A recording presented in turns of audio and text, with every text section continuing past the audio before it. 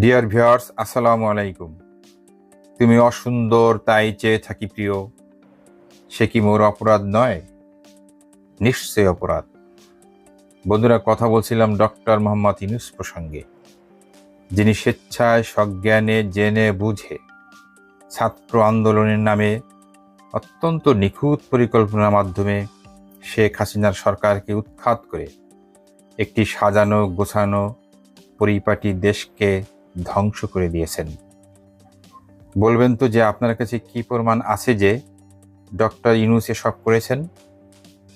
Million ডলারের question. আছে সাক্ষী, আছে প্রমাণ, আছে স্বীকারোক্তি। বন্ধুরা, আইন চায় সাক্ষ্য, প্রমাণ, তাই তো?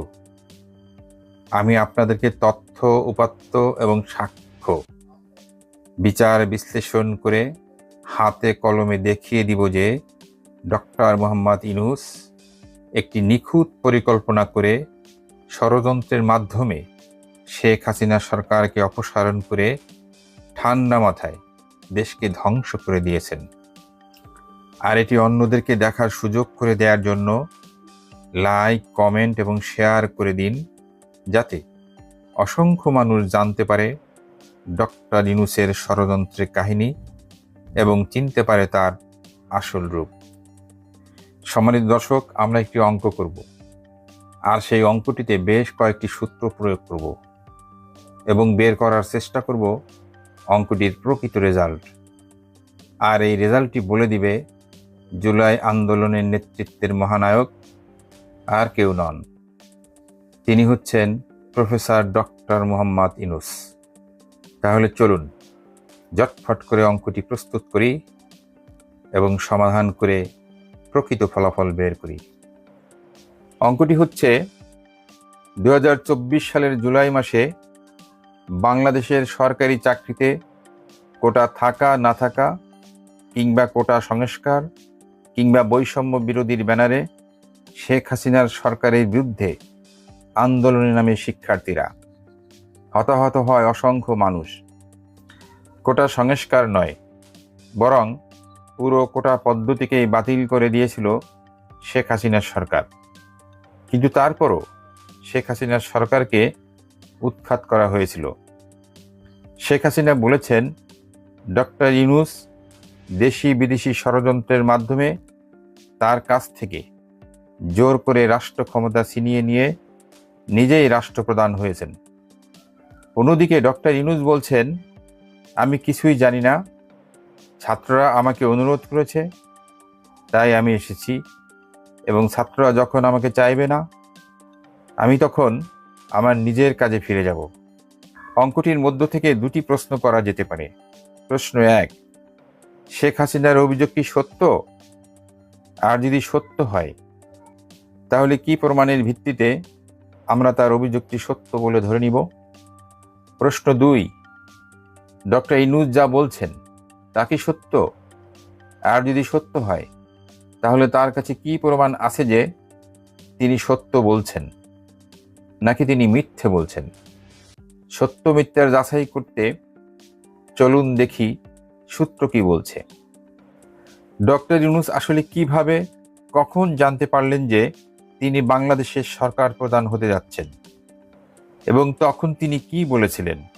ঢাকা টাইমস পত্রিকার রিপোর্টে উল্লেখ করেছে, ব্রিটিশ গণমাধ্যম ফিনান্সিয়াল টাইমসের সাথে একটি সাক্ষাৎকারে ডক্টর ইউনূস বলেছেন, ছাত্র জনতার আন্দোলনে শেখ হাসিনার পতনের সময় তিনি ফ্রান্সের একটি হাসপাতালে চিকিৎসা নিচ্ছিলেন।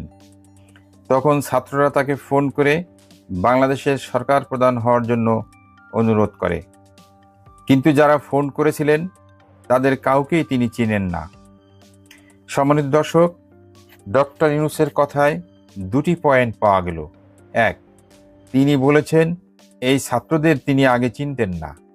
2, তিনি বলছেন শেখ হাসিনার পতনের সময় তিনি হাসপাতালে ছিলেন। একটু মনে রাখবেন তার কথাটা। শেখ হাসিনার পতন হয়েছে 5 আগস্ট। তার কথা মতো ছাত্ররা তাকে ফোন করেছে শেখ হাসিনার পতনের পর। তিনি বলছেন ছাত্রদেরকে তিনি চিনতেন না। ফ্রান্স থেকে আসার পর 8 আগস্ট তাদের সঙ্গে পরিচয় হয়। তিনি স্পষ্টতই মিথ্যে বলছেন। তার সপক্ষে আমি প্রমাণ তুলে ধরছি। তৎকালীন ছাত্র সমন্বয়ক, বর্তমান এনসিপি নেতা হান্নান মাসুদ বলেন, আগস্টের 1 তারিখ রাতে ডক্টর ইউনূসের সাথে তার কথা হয়। ডক্টর ইউনূস মাসুদকে বলেন, সারা দেশের মানুষ তোমাদের পাশে আছে, আমিও তোমাদের পাশে আছি, তোমরা এগিয়ে যাও, যে কোনো প্রয়োজনে তোমরা আমাকে পাশে পাবে। শুনুন মাসুদের বক্তব্য। আন্দোলনের সময় কি এমন কারোর সাথে কথা হয়েছে যেটা আমরা এখন পর্যন্ত কেউ জানি না?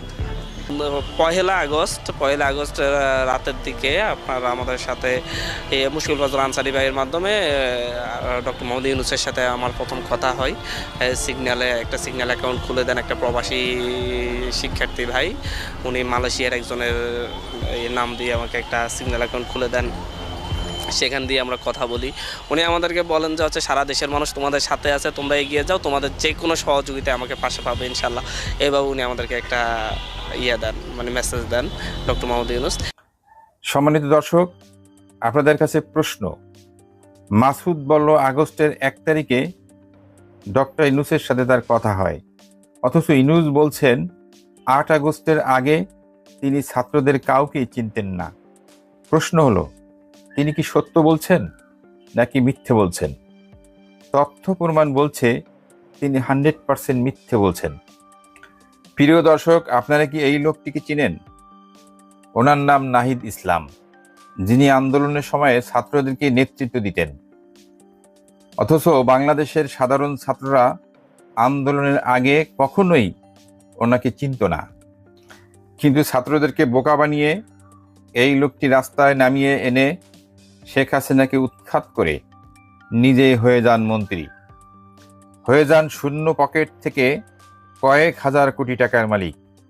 রাষ্ট্রের 3 কোটি টাকা খরচ করে হোটেল ইন্টারকন্টিনেন্টালে জাঁকজমকপূর্ণ অনুষ্ঠানের মাধ্যমে গঠন করেন রাজনৈতিক দল এনসিপি, হয়ে যান দলটির আহ্বায়ক। অথচ ওই ছাত্রদের কোনো খবরই তিনি রাখেননি, যারা তার কথায় বোকা হয়ে রাস্তায় নেমে একটা বৈধ সরকারকে উৎখাত করে দেশটাকে ধ্বংসের পথে ঠেলে দিয়েছে। সেই নাহিদ ইসলাম বলছেন, শেখ হাসিনার পতনের আগেই 4 আগস্ট তিনি ডক্টর ইউনূসকে বাংলাদেশের সরকার প্রধান হওয়ার কথা বলেছেন। শুনুন তার বক্তব্য। জুলাই আগস্ট আন্দোলনে শেখ হাসিনার পতনের আগেই অধ্যাপক মোহাম্মদ ইউনূসকে নতুন সরকারের প্রধান হওয়ার প্রস্তাব দেওয়া হয়েছিল বলে ট্রাইব্যুনালে দেয়া সাক্ষ্যে জানান এনসিপির আহ্বায়ক ও জুলাই যোদ্ধা নাহিদ ইসলাম। জুলাই আন্দোলনের শেষ পর্যায়ে 4 আগস্ট রাতেই নতুন সরকার গঠনের পূর্ব প্রস্তুতি নেওয়া হয়েছিল বলে ট্রাইব্যুনালে দেয়া জবানবন্দিতে জানান নাহিদ ইসলাম। আমরা ডক্টর মোহাম্মদ ইউনূসকে প্রাথমিকভাবে আমরা ভেবে নিয়েছিলাম, যদি সরকারকে আমরা উৎখাত করতে পারি তাহলে নতুন সরকারের প্রধান হিসেবে হয়তো আপনাকে দায়িত্ব নিতে হতে পারে। আমরা সেই প্রস্তাব আপনাকে দিয়ে রাখছি। সম্মানিত দর্শক, নাহিদের বক্তব্যে স্পষ্ট প্রমাণ হয় যে ডক্টর ইউনূস ছাত্রদেরকে আগে থেকেই চিনতেন। নতুবা নাহিদ তাকে 4 আগস্ট ফোন করবেন কেন? কারণ তখনও তো শেখ হাসিনা বাংলাদেশের প্রধানমন্ত্রী, তিনি তখনও বাংলাদেশেই রয়েছেন। তাছাড়া নাহিদের মতো ছেলে তো ডক্টর ইউনূসের সাথে কথা বলার কথা নয়, কারণ কোথায় নাহিদ ইসলাম আর কোথায় ডক্টর মোহাম্মদ ইউনূস? তাছাড়া নাহিদ ডক্টর ইউনূসের নাম্বারই বা কোথায় পেল? অত্যন্ত গুরুত্বপূর্ণ প্রশ্ন।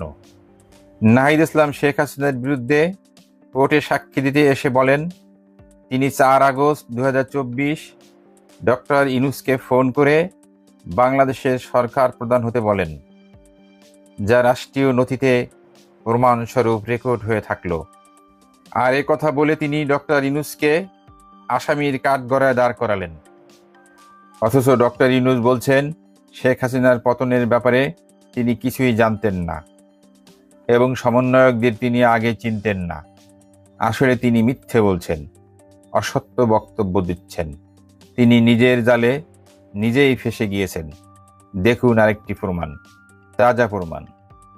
তিনি যে শেখ হাসিনার সরকার পতনের এবং বাংলাদেশ ধ্বংসের মূল নায়ক, তা তিনি নিজের মুখেই স্বীকার করেছেন। শুনুন তার বক্তব্য। It's amazing, meticulously designed thing.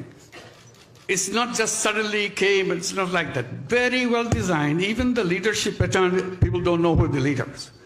So you can't catch one and say, okay, it's over. It's not over. তার বক্তব্যের বাংলা অর্থ হচ্ছে, দারুণ নিখুঁত এই পরিকল্পনা। এটা হঠাৎ করে হয়েছে এমন নয়, খুব ভালো পরিকল্পনা করে পদক্ষেপ নেওয়া হয়েছিল। এমনকি নেতৃত্বের ধরনও, কে নেতৃত্ব দিচ্ছেন কেউ জানতো না, সুতরাং কাউকে ধরতেও পারবে না, বলতেও পারবে না আন্দোলন শেষ।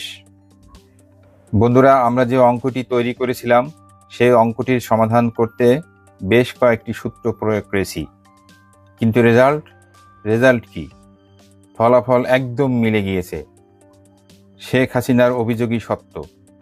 তথ্য উপাত্ত বিচার বিশ্লেষণ করে এটাই বলা যায়, কিংবা অঙ্কের ফলাফল বলে দেয়, শেখ হাসিনার সরকার উৎখাত করতে কিংবা বাংলাদেশের মানুষের সুখ শান্তি কেড়ে নিয়ে দেশকে ধ্বংস করতে এবং দেশের স্বাধীনতা সার্বভৌমত্বকে হুমকির মুখে ফেলে দিতে ডক্টর ইউনূস স্বেচ্ছায় সজ্ঞানে জেনে বুঝে ঠান্ডা মাথায় নেতৃত্ব দিয়েছেন।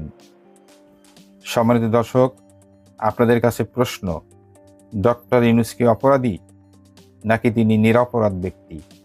আর যদি অপরাধী হন তাহলে তার কি শাস্তি হওয়া উচিত? আজ এখানেই থামছি। কমেন্ট বক্সে লিখে জানাতে ভুলবেন না। সবাই ভালো থাকুন, সুস্থ থাকুন এবং নিরাপদে থাকুন। পাশাপাশি চ্যানেলটি সাবস্ক্রাইব করে সঙ্গেই থাকুন। ধন্যবাদ।